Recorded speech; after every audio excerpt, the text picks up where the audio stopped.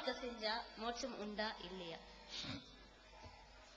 அதாவது அவங்க கிறிஸ்தவ மார்க்கத்தில் ஒருத்தர் பாவ அறிக்கை வெளியிட்டார்னு சொன்னா அவர் மோட்சம் அடையலான்னு சொல்லப்பட்டிருக்கிறது. அது மாதிரி இஸ்லாத்துல அது மாதிரி சொல்லப்பட்டிருக்கிறதா? ரெண்டுக்கும் உள்ள வேறுபாடு என்ன? உங்களுக்கு உருவ வழிபாடு கிடையாது, கிறிஸ்தவத்தில் உருவம் வச்சிருக்கிறாங்க, இப்படிங்கிற ரெண்டுக்கும் உள்ள வித்தியாசத்தை வேறுபாட்டை அவங்க கேட்கிறாங்க. முதல்ல விளங்கிக் கொள்ள வேண்டிய விஷயம் என்னன்னு கேட்டா, கிறிஸ்தவ மார்க்கத்திற்கும் இஸ்லாத்திற்கும் பல விதங்கள்ல ஒற்றுமை இருக்கிறது. என்ன ஒற்றுமை இருக்கிறது? மறுமையின் நாங்க நம்புறோம் இல்லையா, கிறிஸ்தவர்கள் அதை நம்புவாங்க. பரலோக ராஜ்யம் அவங்க சொல்லுவாங்க, நாங்க மறுமை என்று சொல்லுவோம். நாங்க சைத்தாண்டு இருக்கிற நம்புவோம், அவங்க சாத்தாண்டு அவங்களும் சொல்லுவாங்க. நாங்களும் சொர்க்கம்னு சொல்லுவோம், அவங்களும் என்ன செய்வாங்க, சொர்க்கம்னு சொல்லுவாங்க. அதே மாதிரி நாங்கள் மதிக்கக்கூடிய இப்ராஹிம் அவங்க ஆபிரகாம்னு சொல்லுவாங்க.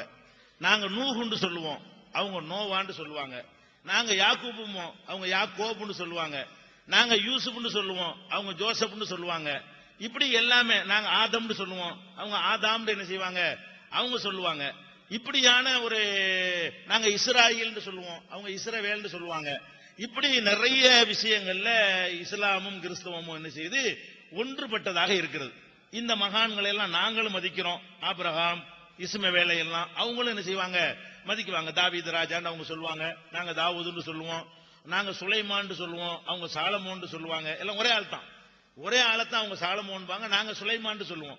இந்த மாதிரி விஷயங்கள்ல கிறிஸ்தவ மார்க்கத்திற்கும் இஸ்லாத்திற்கும் ஒரு நெருங்கிய ஒரு தொடர்பு இருக்கிறது. எங்க வேறுபடுதுன்னு கேட்டா, இஸ்லாமும் கிறிஸ்தவம் எங்க வேறுபடுதுன்னு கேட்டா, கிறிஸ்தவ மார்க்கத்தினுடைய பேசிக்கான ஒரு அடிப்படை என்ன அடிப்படை? ஆதாம் முதல் மனிதர் இருக்கிறார். அவர் கடவுள் படைச்சு என்ன செஞ்சாரு, இந்த தோட்டத்தில் உள்ள எல்லாத்தையும் சாப்பிட்டுக்க, இந்த மரத்தை மட்டும் கிட்ட போவாதுன்னு ஒரு மரத்தை காட்டி இந்த மரத்தை நெருங்காதுன்னு சொன்னார். ஆதாம் என்ன பண்ணிட்டார், மீறி அதை போய் சாப்பிட்டு விட்டார். யாரு? நம்ம எல்லாருக்கும் தகப்பனார் இருக்கார்ல, முதல் மனிதர். அந்த முதல் மனிதர் கடவுள் கட்டளை மீறிட்டார். மீறின உடனே கடவுள் என்ன பண்ணார்னா, சொர்க்கத்திலிருந்து வெளியேற்றி போங்கடான்னு சொல்லி ரெண்டு பேரையும் வெளியேற்றிட்டார். இது பைபிள்லையும் சொல்லப்பட்டிருக்கிறது, இது எங்க குர்ஆன்லையும் சொல்லப்பட்டிருக்கிறது. இந்த சம்பவம் குர்ஆன்ல இருக்கிறது, பைபிள்லையும் இருக்கிறது. இதுல கிறிஸ்தவர்கள் இது என்ன பண்றாங்கன்னு கேட்டா, ஆதாம் பாவம் செஞ்சாரா இல்லையா? பாவம் செஞ்சதுனால எல்லாரும் பாவியாக பிறக்கிறார்கள். அவர் பாவம் செஞ்சதுனால பாவியுடைய மகன் பாவி, பிறவி பாவம் ஒன்று இருக்கிறது. அப்ப ஆதம் பாவம் செஞ்ச காரணத்தினால் நாம எல்லாரும் பாவிகளாக பிறக்கிறோம். இது கிறிஸ்தவத்தினுடைய அடிப்படை. அப்ப பாவியா பிறந்தா அதுக்கு என்ன பிராயச்சித்தம் வேணுமா இல்லையா? நானா செஞ்ச பாவத்துக்கு நான் பிராயச்சித்தம் தேடலாம். இது பிறவிலே ஒட்டிக்கிட்டு வர்ற பாவச்சித்தம். நான் ஒண்ணும் செய்யல, நான் செய்யாமலேயே அவருடைய பாவம் பாஸ் ஆகி வந்துகிட்டே இருக்கு தலைமுறை தலைமுறையா. இதுக்கு ஒரு பிராயச்சித்தம் பண்ணணும். என்ன பிராயச்சித்தம் அப்படின்னு கேட்டா, ஒரு உயிரை, பெரிய உயிரை பலி கொடுக்கணும். அதுக்கு யாரும் முன் வரல. இயேசுநாதர் முன் தன்னைத்தானே இந்த அத்தனை பேருடைய பிறவி பாவத்திற்காகவும் தன்னைத்தானே பலியிட்டுக் கொண்டார். பலியிட்டதுனால அவர் செஞ்ச அந்த பாவத்துக்கு இங்கதான் பிராயச்சித்தம் கொடுக்கப்படுது. கொடுத்ததுனால அந்த பாவம் சுமக்கப்பட்டுருச்சு. யார் இதை ஏத்துக்கொண்டு ஒப்புக்கொள்றதுக்கு பிறகுதான் பாவ அறிக்கை. யார் இதை ஒத்துக்கொள்கிறாரோ அவர் மோட்சம் அடைவார். என்ன ஒத்துக்கிறனே? ஆதாம் பாவம் செஞ்சாரு, அந்த பாவம் எங்களுக்கு தொடர்ச்சியா வந்து கொண்டே இருக்கிறது, அதுக்காக வேண்டி இயேசுநாதர் தன்னுடைய உயிரையே கொடுத்தாரு. அப்படி நீங்க ஒத்துக்கொண்டீர்களே ஆனால் மோட்சம் அடைவீர்கள், ஒத்துக்கிறலன்னா மோட்சம் அடைய மாட்டீர்கள் கிறிஸ்தவம் சொல்லுது. இதை டோட்டலா இது தவறுன்னு இஸ்லாம் டிக்ளேர் பண்ணுது. பல விஷயங்கள்ல ஒத்து வந்தாலும் டோட்டலாக இது இந்த பேசிக்க தப்பு. எப்படி சொல்லுது இஸ்லாம்? ஆதாம் தப்பு செஞ்சாருங்கிறத இஸ்லாம் ஒத்துக்கிறது. ஒருத்தன் தப்பு செஞ்சதுனால அவன் புள்ளையும் பாவியா வருவாங்கிற ஒரு லாஜிக்கா? அது எப்படி வரும்? ஒரு கொலகாரம் புள்ள நல்லவனா இருக்க மாட்டானா? ஒரு நல்லவன் புள்ள கொலகாரனா இருக்க மாட்டானா? சேத்துல செந்தாமரம் முளைக்காதா? இஸ்லாம் என்ன கேட்குதுன்னு கேட்டா, ஒரு மனுஷன் தப்பு செஞ்சா அவன் தான் பாவி, அவனுக்கு பிறகு பிள்ளையெல்லாம் பாவிங்கிறது எந்த நாட்டு சட்டம் இது? எந்த உலகத்துல நீதிமன்றத்திலேயாவது சட்டமா ஏத்துக்கிட்டானா? கிறிஸ்தவர்கள் ஆட்சி செய்யற நாட்டிலேயாவது அப்பன் செஞ்ச தவறுக்காக வேண்டி பிள்ளைக்கு தண்டனை கொடுப்பானா? நான் கொலை பண்ணிட்டா என் பிள்ளைய பிடிச்சி தூக்கில போடுவானா? அல்ல என் தகப்பனார் பிடிச்சி தூக்கில போடுவானா? என்னையத்தான் தேடி தூக்கில போடுவான். அப்ப அவர் ஆதாம் பாவம் செஞ்சாருன்னா ஆதம் தான் பாவி. நான் எப்படி பாவியா பிறக்குவேன்? இது தப்புன்னு இஸ்லாம் சொல்லுது. அது இந்த கான்செப்ட்ல அவங்க தவறு செஞ்சுட்டாங்க. எந்த கான்செப்ட்ல? ஆதம் தவறு செஞ்சதனால் பிறக்கிறப்பெல்லாம் தவறு பாவிகளா பிறக்கிறார்கள் என்ற அடிப்படையில் அது அறிவுக்கும் பொருந்தல. நடைமுறையில இப்படி கிடையாது. நடைமுறையில் நம்ம எப்படி பார்க்கறது இல்ல, ஒருத்தன் தப்பு செஞ்சா அவனுடைய பிள்ளை இல்லாம நம்ம பார்ப்போம், அவனைத்தான் பார்ப்போம். ஒருத்தன் அடிச்சான்னு சொன்னா அடிச்சவனை திருப்பி அடிப்போமே தவிர அவன் பரம்பரையா அது தொடர்ந்துகிட்டு வருதுன்னு நம்ம யாருமே சொல்ல மாட்டோம். அது தப்பு. ஒன்னாவது தப்பு. ரெண்டாவது என்ன, சரி அப்படி பாவத்துக்கு பிராயச்சித்தமாக கொடுக்கிறதா இருந்தா நான் தானே பிராயச்சித்தம் பண்ணணும். பாவம் என்கிட்ட இருந்தால் என் பாவத்துக்கு நான் பிராயச்சித்தம் தேடணும். எனக்கு அவன் இன்னொரு ஆள் போய் செத்தா அது பிராயச்சித்தம் உலகத்தை ஏத்துக்குருவாங்களா? நான் கொலை பண்ணிவிட்டேன், நீங்க ஒரு ஆள் என் மேல அன்பு உள்ள ஒரு ஆள் போய் கோர்ட்ல போய் ஐயா அவரை விட்டுருங்க ஐயா, என்னைய தூக்குல போடுங்க ஐயா அப்படின்னு கேட்டா உலகத்துல எந்த நாட்டு கோர்ட்ல ஒத்துக்குருவானா?